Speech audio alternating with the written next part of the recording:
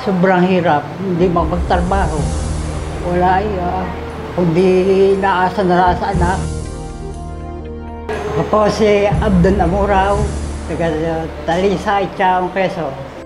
Ako ay na-stroke nung tagal na, 10 taon na. Basta ako ma-stroke ay yung lalo ako nagtitinda ng tilapia ay nakakalisas ako.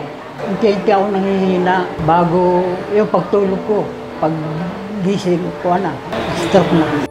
Malaki epekto, napatigil ako ng pagtitinda. Yun nga ang hirap nun eh. Kung hindi dahil sa supportan nila, hindi wala. Kung hindi bibigyan ako, isa tayo, wala. Ang hirap nga. Wala kang inaasahang dadating sa iyo. Wala. Sobrang hirap.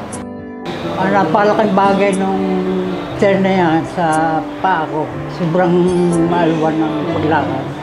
Malaki may tulong na yung extend na yan sa paa ko dahil ang laki ng pinagkain na iba. Nagpapasalamat ako ng marami kay Globe Sol, sa Akay Sol.